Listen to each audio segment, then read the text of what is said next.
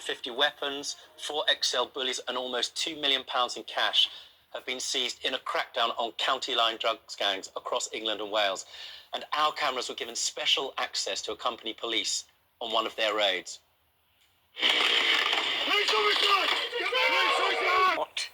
It's the vulnerable that have also been got before that that we're talking about now. We're joined by 2 former child county line survivors.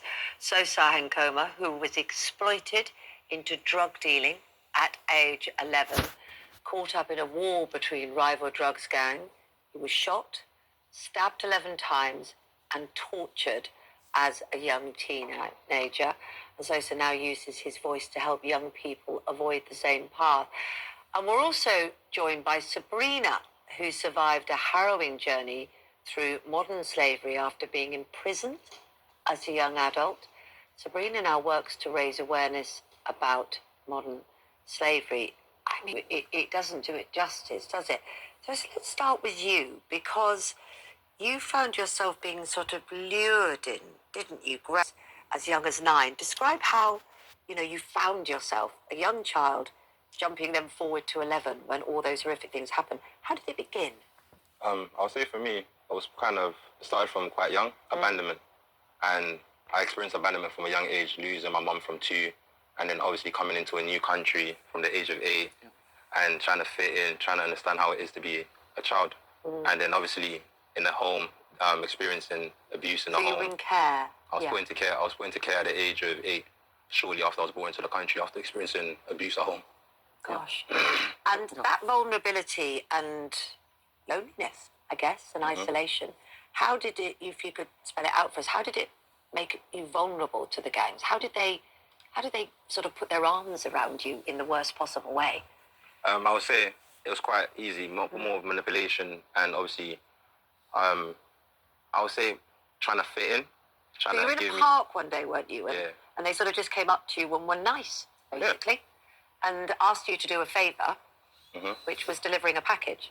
Yeah. Presumably you had no idea what that package was. No, I was asked to deliver packages because obviously at that moment in time I had a bike and they were just trying to fit in with it, obviously with the other kids, the local kids.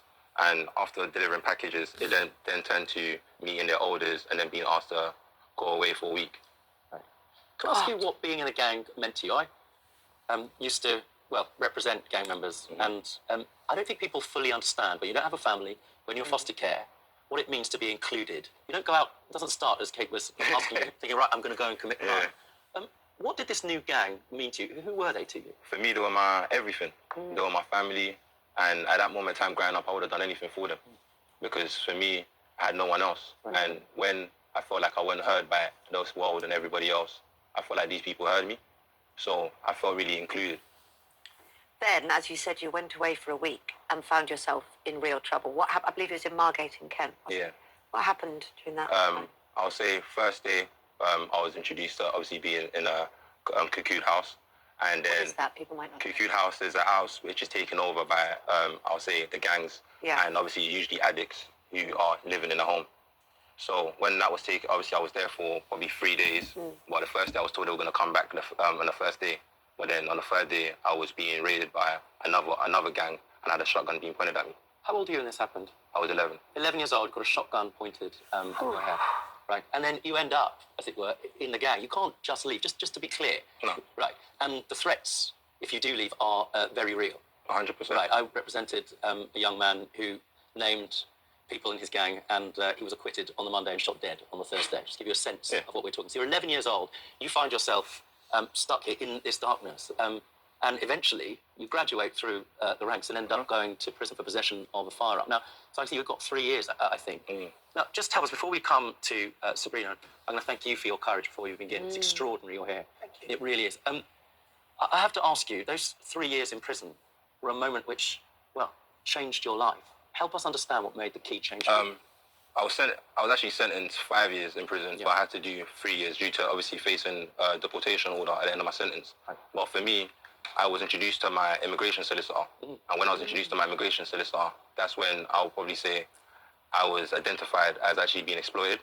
And even then, she didn't know. It was the psychologist that told her that. So they then started to see you as vulnerable as somebody who needed protection rather than purely a criminal, even though you had committed crimes. How did you then turn things around to where you are today? I would say I was introduced to a trauma-informed organisation. Right. And when I was introduced to a trauma-informed organisation, I started looking at my traumas. And I started looking at my traumas, I started understanding behaviours.